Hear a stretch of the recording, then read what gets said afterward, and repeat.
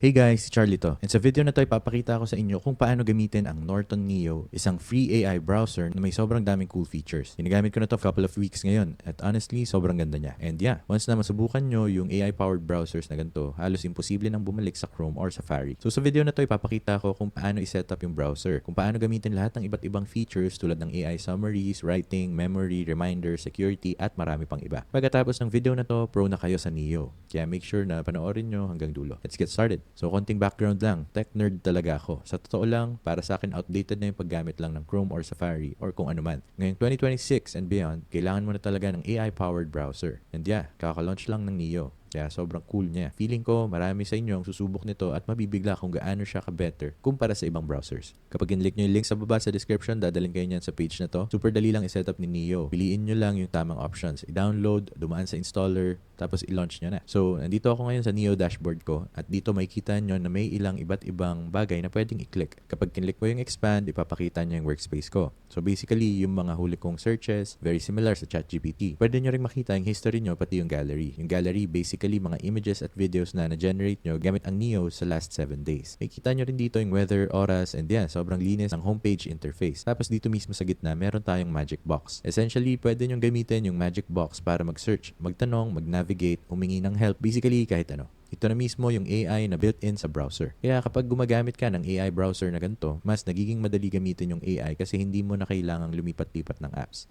Lahat built-in na. So for example, kung gusto kong pumunta diretso sa isang website, madali ko lang itong magagawa. Pwede akong pumunta sa google.com, pwede mo rin siyang gamitin pang search ng site. So kunwari, kung gusto mong mag-search ng deals, Google lang din ang ginagamit niya para maghanap ng mga bagay-bagay. Pwede mo rin siyang gamitin para magtanong talaga ng questions, halos parehong-pareho lang ng ChatGPT. So, what are the best TVs to buy that are above 70 inches? Now, as you can see, very similar yung interface niya sa ibang AI platforms. Conversation siya na pwede mong gawin with the AI. So, pwede tayong mag-follow-up questions. Pwede natin siyang utusang gumawa ng iba't ibang bagay based sa info na to. And yeah, sobrang gusto ko tong browsing experience na to kasi parang nakikipag-usap ka lang talaga. So, sa case na to, pwede kong sabihin something like, I like the LG C5. Can you help me look up current prices or deals? Ngayon, nahanapin na ng AI yung actual deals na pwede mong bilhin. At sobrang dami mong matitipid na oras dahil dito. Basically, kahit anong kaya mong gawin sa ChatGPT, kaya mo rin gawin sa Magic Box. So for example, pwede ko siyang utusan na magsulat ng write me a 300-word article on the LG C5 77-inch TV. So ngayon na isulat na niya, pwede akong magbigay ng suggestions, pwede kong paikliin, pwede kong sabihin na gawing mas conversational, pwedeng lagyan ng humor, kahit anong gusto mong isulat, kaya ni Neo. So isa pang cool way na gamitin yung Neo is para tulungan kang magsulat ng emails. And pwede kang magsulat ng email based sa context na naka-open na.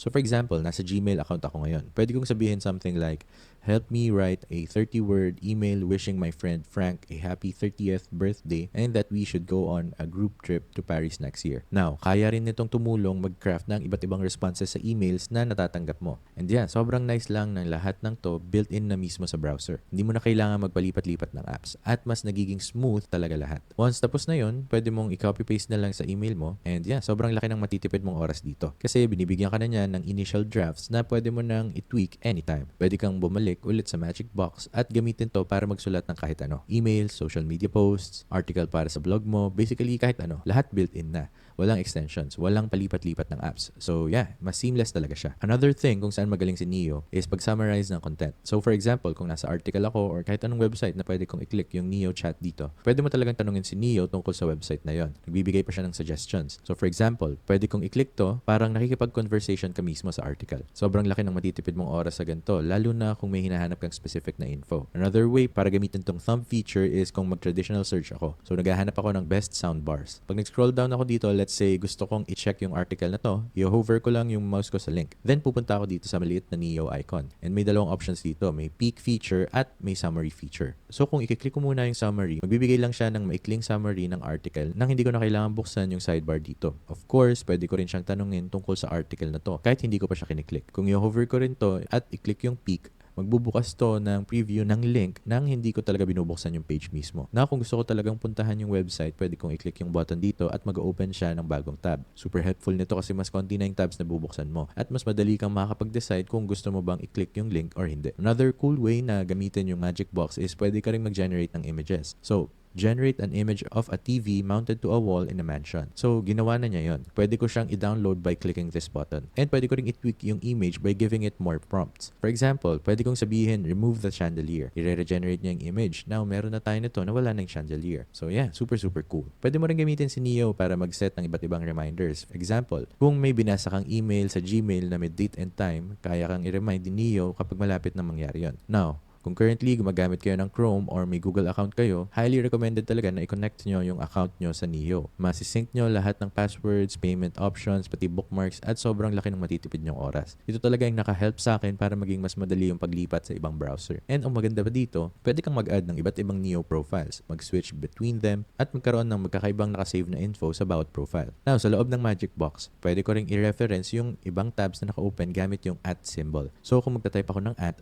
makakapili ako kung aling tab yung gusto kong i-reference. From there, pwede ko na siyang tanungin ng specific question tungkol sa tab na yon or ipasummarize ko halos kahit ano. Another feature na sobrang ganda para kay Neo is yung Smart Tab Grouping. And kung kagaya nyo ko na malamang may dose-dose ng tabs kayong nakabukas palagi at sobrang hirap hanapin kung alin yung kailangan nyo. So basically, i-click nyo lang yung button na to sa upper right, may kita nyo na naka-on yung Smart Tab Grouping ko ngayon. Kapag in-off ko siya, magiging normal browser lang siya na puro tabs. Pero kapag in-on ko ulit, automatic niyang i-breakdown at i-group yung tabs. So ngayon, may shopping section, entertainment section, search section, email section, and more. Guys, sobrang helpful nito. Mas nagiging organized ka talaga. So sobrang recommended ko na naka-on to palagi. Actually, mas gusto ko talagang nasa left side yung tabs ko instead na nandito sa taas. Mas madali para sa akin mag-toggle in between different tabs. So pag kinlik mo tong button dito, lilipat na yung tabs sa kaliwa. Makaka-access din kayo ng bookmarks dito sa left side. Para sa akin, mas madali talaga to. Lalo na kung may 50 plus tabs kang nakabukas, which is usually what I have. So as you can see, sobrang clean, di ba? Kung gusto kong pumunta sa email tabs, click ko lang to. Pwede ko siyang i-collapse super easily. Kung gusto kong pumunta sa entertainment, click ko lang din to. This is the best way to browse the internet within Magic Box. Pwede rin nating i-click tong plus button dito. And dito, pwede tayong mag-upload ng iba't ibang files. So exactly like ChatGPT. Kaya niyang i-access at basahin yung files or gamitin yon as context para tulungan tayong gumawa ng iba't ibang bagay. Meron ding snippets. So kung magta-type ako ng dash, makakapili tayo sa iba't ibang prompts. For example, kung i-click ko to at isusulat ko, Happy 30th birthday.